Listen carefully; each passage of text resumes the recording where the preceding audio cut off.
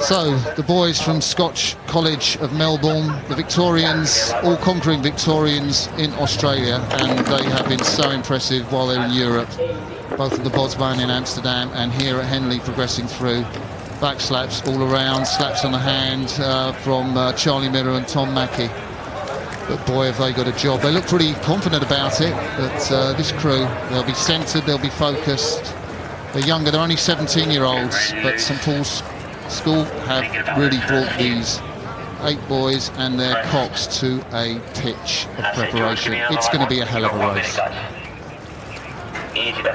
I'm even nervous, actually, as I'm sat here, because I know what these 16 athletes and 2 coxes are going to have to go through, and their coaches, Tom Woodruff for Scotch and Bobby Thatcher for St Paul's. There was a buzz around the tents this afternoon about this race, saying that people saying that who won this could be the future winners of the event on Sunday. They really see this as a big key showdown on the way to the final. Absolutely, and well, whoever wins this race will probably race even if they get through in the next round. So it's a tough side of the draw. Scotch College put out Hampton School yesterday.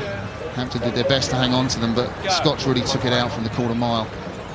Bobby Thatcher has been saying, you know, his boys have got to hang on to Scotch and do the damage through the middle of the course. And if they're up to it technically, they can compete at the highest level, St Paul's. But look at the size of these men, you know, they are massive. Tom Mackey is 6'8", 100 kilos. The Scotch crew. So, there we see, this is the best schoolboy rowing in the world that you will see. Scotch College from Australia on the left of your screen. St Paul's we're riding with now on the right. One hell of a race in prospect. Tight racing out of that start. Hard, they all know they've got to lay down a mark and try and get an advantage here. This is a big final for both these crews. They've got to get through this tough one, and they'll want to try and get an early advantage somewhere. Yeah.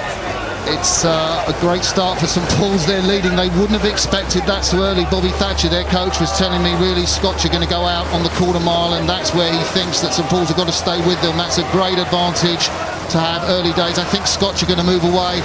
Alex Langstone-Bolt in the stroke seat of St Paul's. You can see Scotch move their cap. Yeah, they did. They came out of that start and somehow kept their length a bit. I thought St Paul's had the edge coming out, you know, in the initial sort of 20 strokes or so, but looking very powerful, this Scotch crew. Amazing. They're giving away 10 kilos, the young boys from St Paul's. They're only junior 17s. We're going to see a lot of this crew next year in the St Paul's colours in this event, but for 17-year-olds, they are being fantastic at the moment.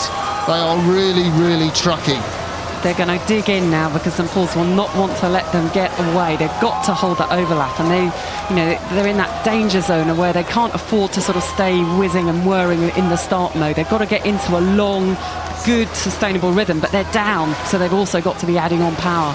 Well, their cox, Axel de Voissard, will know what Bobby Thatcher has said, keep in contact, and St Paul's have got to keep in contact. They want to move back on this Scotch crew in the second part of the race, so it's not done and dusted yet. Don't think that Scotch have got a lead and the race is over, because the St Paul's crew will come back on them. That is their tactics.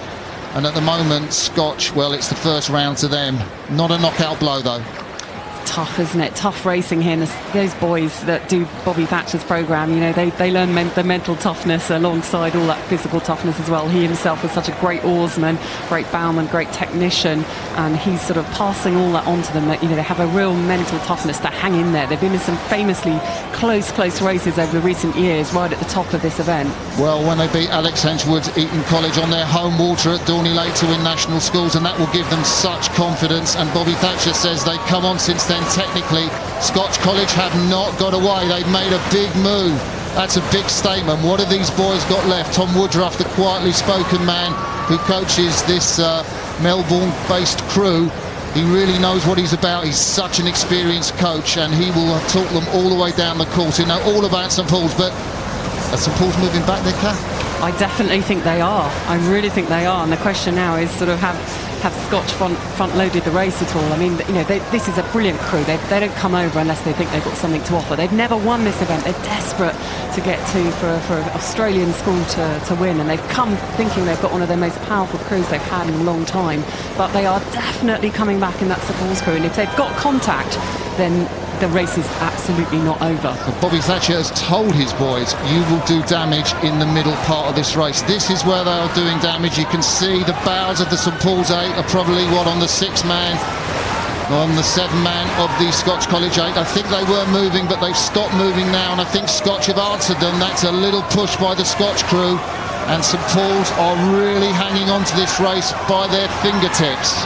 It will be the psychology of that race plan that will hopefully be helping those St Paul's boys, because they'll be thinking, okay, you know, this is what we knew, we're going to be down, but we're going to be hanging in there and coming back. And they came back a bit, but of course, if they now see that they're losing and dropping again, then it's going to be difficult. Scotch have gone again. They've absolutely made a big move now.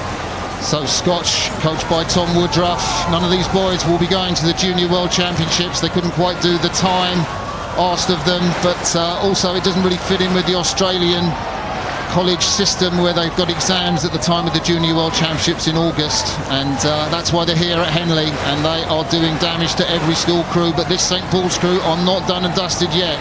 My goodness, this is tough now. You can see a little bit of raggedness around the blades of that Scotch crew. I mean, they are powering along, and they've put a lot in already, and now comes the final frenetic last period through enclosures. Who's going to have it now? If you put them under pressure, the Scotch College crew, maybe that front end will disappear.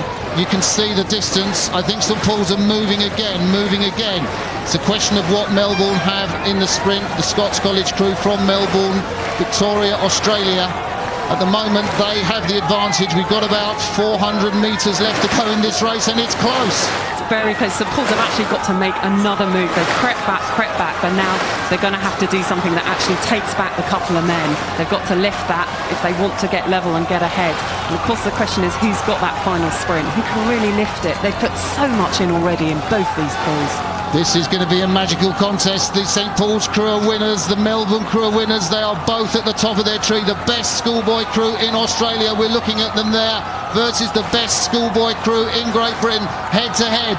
The Poms against the Aussies. Who's going to win? St Paul's coming back on the finish. They are charging and charging. There is about 300 metres to go in this race. It's not over yet.